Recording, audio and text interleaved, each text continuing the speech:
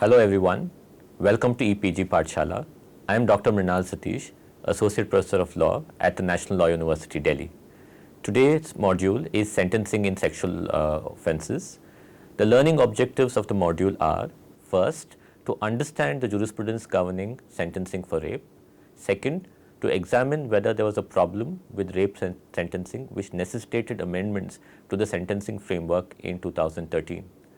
Third, to understand the factors that courts relied on when sentencing offenders convicted of rape. And fourth, to understand the current framework governing rape sentencing in India. In this module, we will discuss the topic of sentencing in sexual offences in detail. Sentencing in sexual offences came to the forefront after the gang rape and murder incident of December 16, 2012 that occurred in Delhi. The Justice Verma Committee was set up inter alia to recommend changes to the sentencing regime for aggravated rape offences.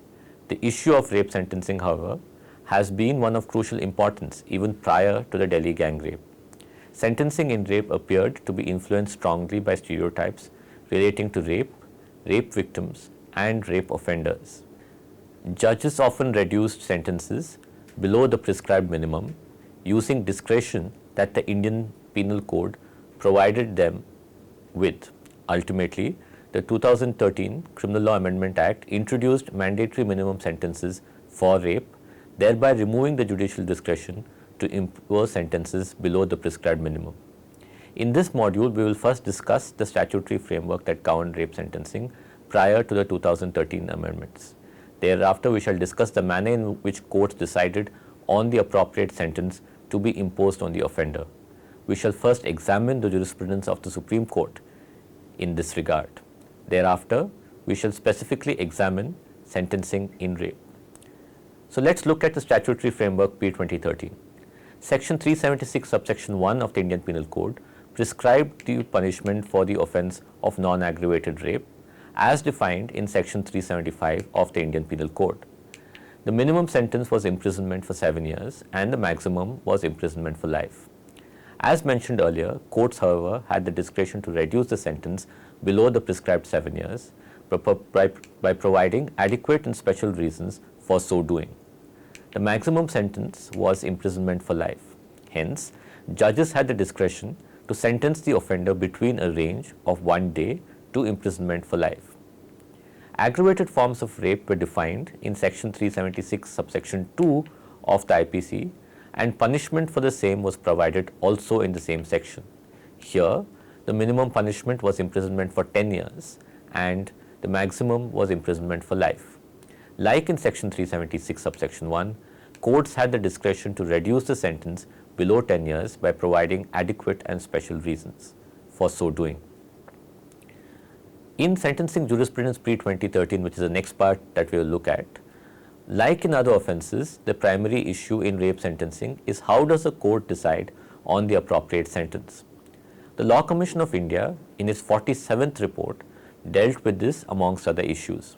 The Commission opined, and I quote, "A proper sentence is a composite of many factors, including the nature of the offence, the circumstances extenuating or aggravating of the offence, the prior criminal record, if any, of the offender, the professional and social record of the offender, the background of the offender with reference to the education, home life, sobriety and social adjustment, the emotional and mental condition of the offender, the prospect for rehabilitation of the offender, the possibility of return of the offender to normal life in the community, the possibility of treatment or training of the offender, the possibility that the sentence may serve as a deterrent to crime by this offender or by others, and the present community need, if any, of such a deterrent in respect to the particular offence involved."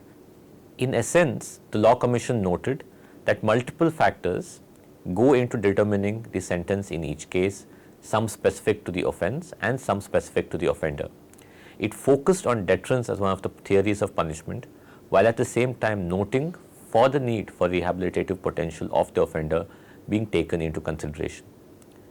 This formulation was followed by the Supreme Court in a number of cases, including Santa Singh versus State of Punjab, reported in 1976, 4 SCC page number 190, and Mohammad Ghiyasuddin versus State of Andhra Pradesh, reported in 1977, 3 SCC, page number 287. The Supreme Court too has in a few cases laid down the factors to be kept in mind while imposing sentence. In Modi Ram versus State of Madhya Pradesh, reported in 1972, 2 SCC, page number 630, the Supreme Court held that factors relating to the offence, such as the circumstances in which it was committed and its magnitude, should be given importance. The underlying motive of the offender which led him or her to commit the offence, as also the offender's age, character, antecedents and social status are relevant factors. Subsequently, in Jagmohan Singh versus State of Uttar Pradesh, 1973, 1 SCC, page number 20, the Supreme Court provided a list of both aggravating and mitigating factors which it said should be considered while sentencing. These included, and I quote, first, the majority of the offender; second, the old age of the offender; third, the condition of the offender, example, wife or apprentice; fourth, the order of a superior military officer; fifth, provocation; sixth, when the offence was committed under a combination of circumstances and influences of motives which are not likely to recur either with respect to the offender or any other; 7, the state of health and sex of the delinquent, unquote. As is evident, most of these factors are in relation to the offender and not the offence. This indicates the court proposing the theory of reformation being used as the preferred theory of punishment. The court, however, in subsequent years and decades advocated other theories of punishment as well, including deterrence, proportionality and incapacitation. It also justified sentences on the ground of paying heed to society's cry for justice. Sentencing jurisprudence for rape is the next part that we will look at. The main issue in sentencing under sections 376 subsection 1 and 2 was the manner in which courts interpreted the term adequate and special reasons. I now discuss a few cases to illustrate the manner in which courts interpreted the term. Let's take the case first of Raju and Krishna versus State of Karnataka, reported in AR 1994, Supreme Court, page number 222. This judgment of the Supreme Court illustrates some of the reasons courts often gave to reduce sentence below the minimum. This case involved the rape of a young woman by two men who she had met in the course of a journey and had agreed to spend the night with since she missed the bus that was to take her to her destination. The fact that the woman agreed to spend the night in a hotel with men who were total strangers to her seemed to have strongly influenced the sentence imposed on the offenders by the court after convicting them. The court sentenced them to imprisonment for 3 years. The adequate and special reasons cited were: first, the offenders were young and hence could not overcome the fit of passion; second, the trial had taken a long time, because of which the offenders had undergone mental trauma. It is pertinent to note that, giving virtually the same reasons, the trial court had sentenced the men to detention till the rising of the court. The High Court on appeal had upheld the conviction but enhanced the sentence to the minimum of 7 years. The adequate and special reasons given by the courts to impose sentences below the minimum sentence include: first, that the offender and the victim got married during the pendency of the legal process. This can be found in State of Punjab versus Gurmeet Singh, reported in 1996, volume 2 SEC, page number 384. The second case, which is an example of this situation, is State of Himachal Pradesh versus Mango Ram, where the court noted that the offender and the victim were teenagers when the offence was committed and were young and immature. The families, the court presumed, must have buried the hatchet, and sentencing the offender to a sentence in prison would reopen old wounds. These were adequate and special reasons to reduce the sentence below 7 years. The High Court of Karnataka in Krishnappa versus State of Karnataka cited the following as adequate and special reasons: the age of the offender, who was 49 years at that point of time; the social status of the offender; his personal circumstances and financial condition; addiction to alcohol, that he had an aged mother to take care of; that he was deaf in 1 year; and that he committed the rape when intoxicated. Another case which exemplifies the manner in which courts looked at adequate and special reasons is Phul Singh versus State of Haryana, reported in 1979, 4 SCC, page number 413. The Supreme Court took the young age of the offender, 22 years, into consideration while sentencing him. The young age of the offender was often considered as a mitigating circumstance to reduce sentence. Another factor considered in Phul Singh was that the offender had a younger wife and had a farm to maintain. Another factor that courts often used to reduce the sentence using adequate and special reasons was delay in the legal process. For instance, in the case of Ashok Barkya Dalvi versus State of Maharashtra, reported in 2006 Criminal Law Journal, page number 1531, the Bombay High Court, was another case where the court used that circumstance to reduce sentence. The physical disability of the offender was another factor cited in multiple cases, such as State of Karnataka versus Revanaya, reported in 2005 Criminal Law Journal, page number 2676. Noting the often irrelevant factors that courts cited as adequate and special reasons, the Supreme Court interpreted the term in a few cases. In State of Andhra Pradesh versus Bodam Sundar Rao, reported in AR 1996, Supreme Court, page number 530, the court ruled that awarding grossly inadequate sentences, especially in cases where the legislature has imposed a minimum punishment, amounts to causing injustice to society as a whole and the victim in particular. The courts urged judges to strictly interpret the term adequate and special reasons. Doing otherwise, the court ruled, would amount to a travesty of justice. In State of Karnataka versus Krishnappa, reported in AR 2000, Supreme Court, page number 1470, the Supreme Court ruled that courts ought to deal with cases involving rape with utmost sensitivity, as also sternly and severely. Ruling on the issue of minimum sentences, the court held that the legislative mandate has to be followed and the term adequate and special reasons, using which the court can award a sentence below the minimum, ought to be strictly interpreted.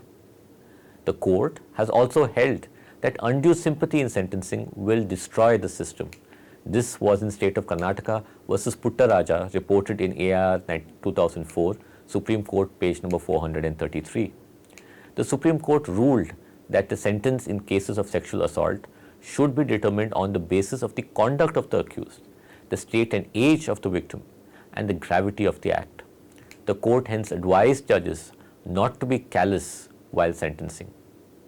Ruling on the meaning of the term adequate and special reasons, the court in Munna Chaube versus State of Madhya Pradesh ruled that it is difficult to define the term. It stated that it's not possible to come up with a straitjacket formula and that what is adequate and special would depend on a variety of factors.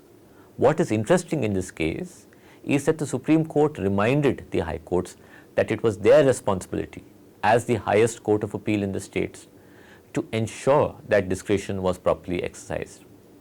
It noted that trial courts seemed to be sentencing offenders as required by the statute, whereas the High Courts were reducing sentences on frivolous grounds.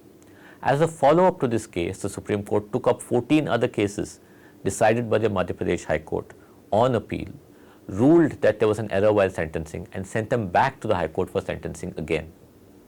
The Supreme Court disapproved of the manner in which the High Court had dealt with these cases and termed the action of the court most unsatisfactory, illegal, and that it exhibited total non-application of mind. The court, however, did not provide guidance in how adequate and special reasons should be interpreted. Thus, as is clear, there was unwarranted disparity in rape sentencing in India. It is, however, important to make a distinction between warranted and unwarranted disparity. Disparity, one could argue, is essential in sentencing. Each case is unique and sentences should be tailored according to the individual case. However, what is problematic is unwarranted disparity. By unwarranted disparity, I mean disparity which arises when the sentencing judge deviates from pre-established norms or guidelines. An example of this situation would be where the statute identifies a particular theory of punishment as the basis of sentencing. For instance, the Narcotic Drugs and Psychotropic Substances Act states that it aims to deter trafficking in narcotic drugs, thus appearing to indicate that deterrence is the preferred theory of punishment.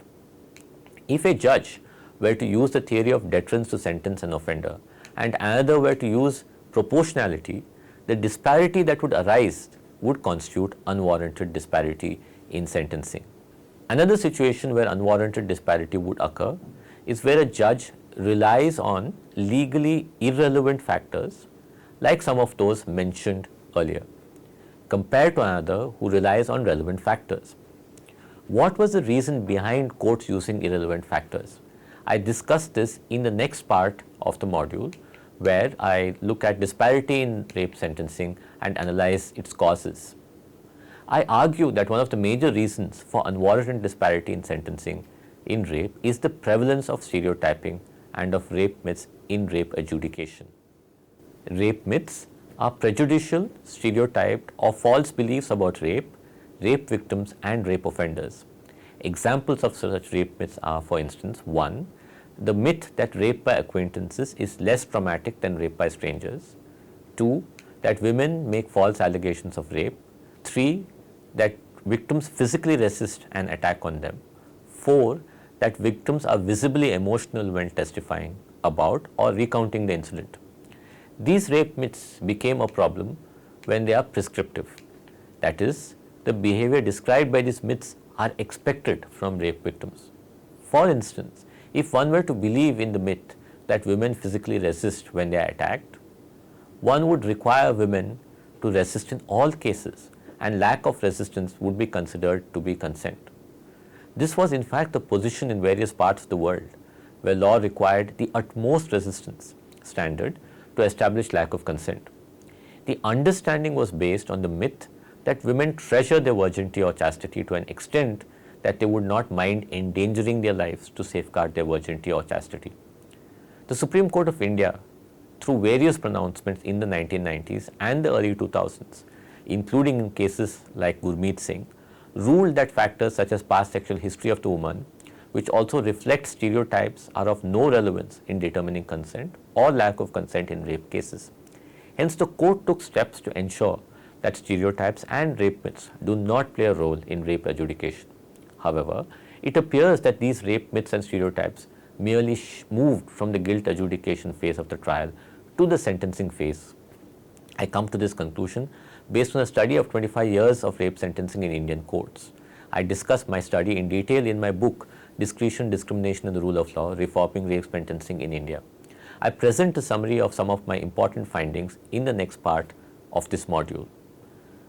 So when we look at disparity in rape sentencing in India and factors considered by courts, my study of rape sentencing indicated that trial courts tended to impose the minimum sentence of 7 years imprisonment for non-aggravated rape and 10 years imprisonment for aggravated rape in most cases.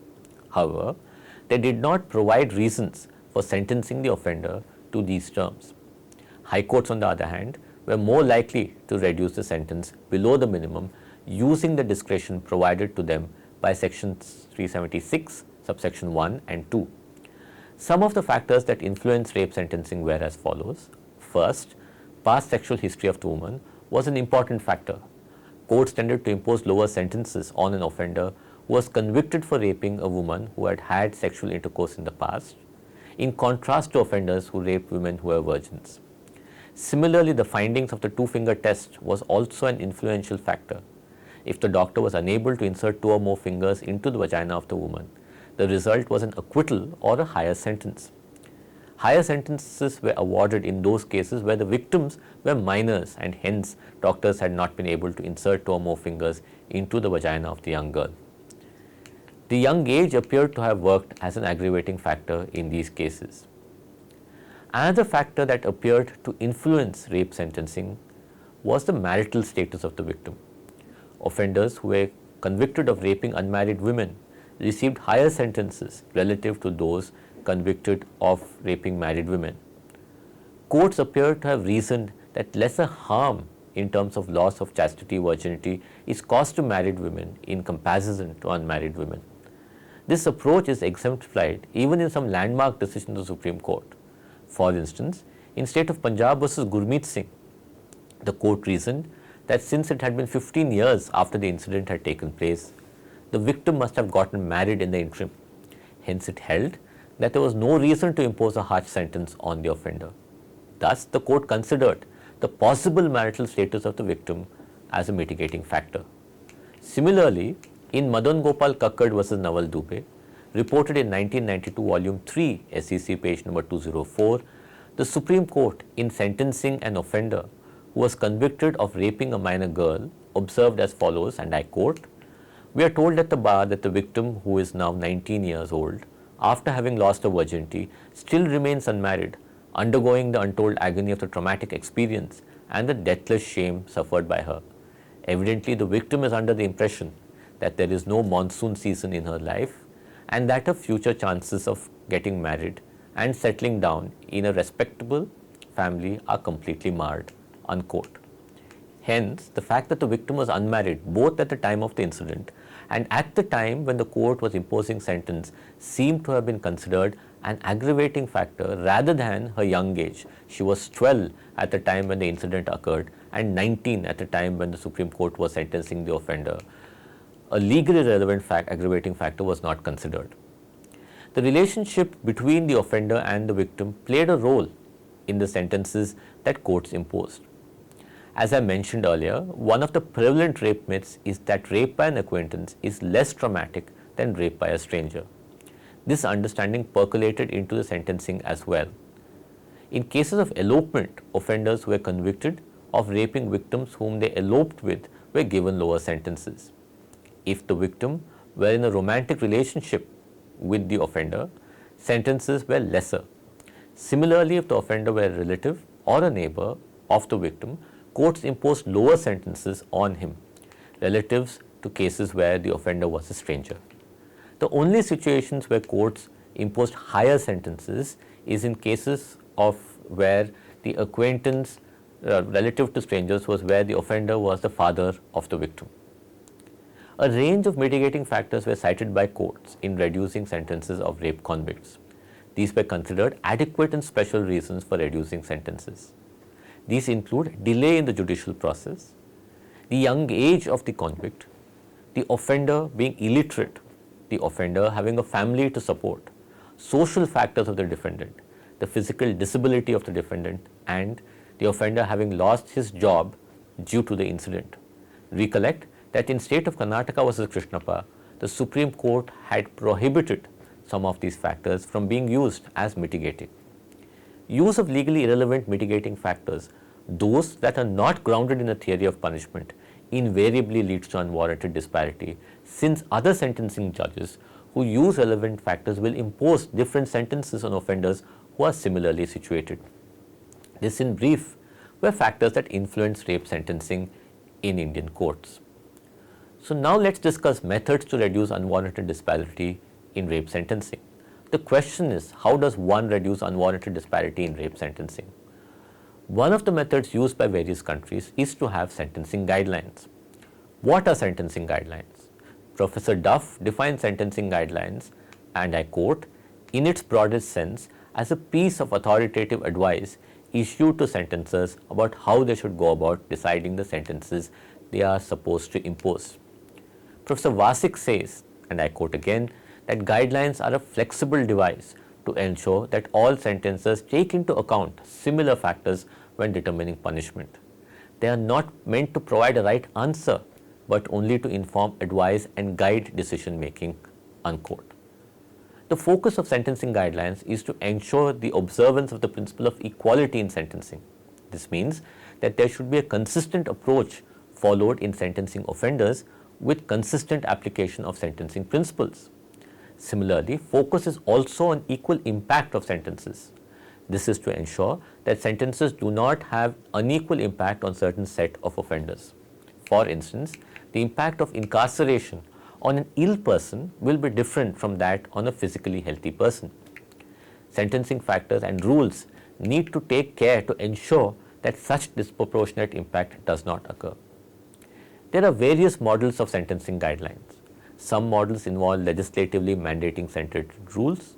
For instance, introduction of mandatory minimum sentences through statute, or the introduction of minimum sentences through statute that are not mandatory. These aim at providing a baseline sentence for cases that do not have aggravating or mitigating circumstances. So, the baseline sentence or the minimum sentence is what the judge is expected to impose in those cases. The judiciary too can introduce guidelines for sentencing. When the criminal procedure code, like in India, provides for appellate review of sentencing, a court, while sentencing offenders, may derive and lay down guidelines which serve as precedents.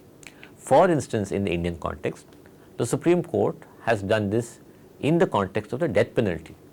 In Bachchan Singh versus State of Punjab, the Supreme Court laid down guidelines on the manner in which decisions can be made as to whether a person should be sentenced to death or not. These in effect are guidelines.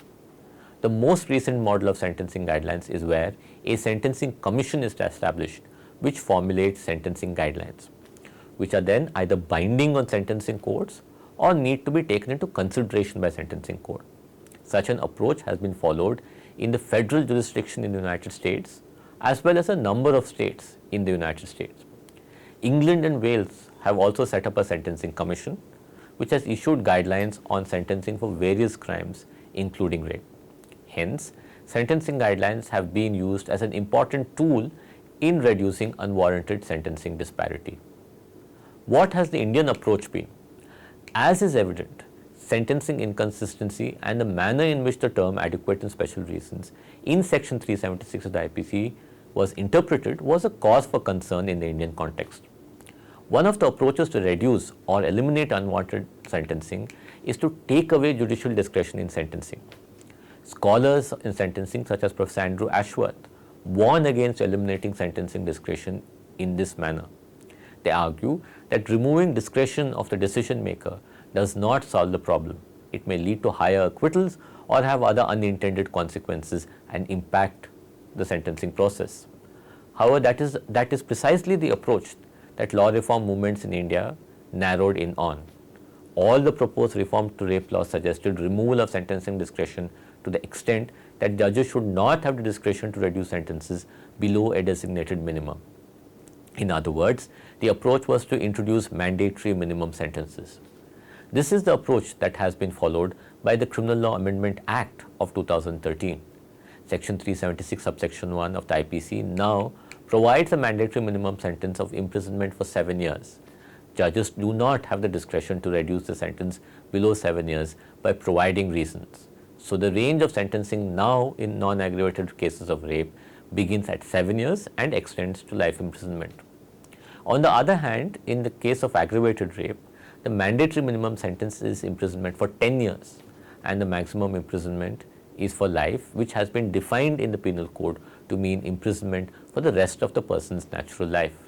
Thus, judges have the discretion only to increase sentences, not to reduce them. In conclusion, as I have noted through this module, sentencing in rape cases was influenced by various stereotypical factors and by rape myths. These factors led to unwarranted disparity in sentencing. The focus to reduce the disparity could and should have been to insist on courts using legally relevant factors while sentencing and to provide legal reasoning for sentences imposed by them.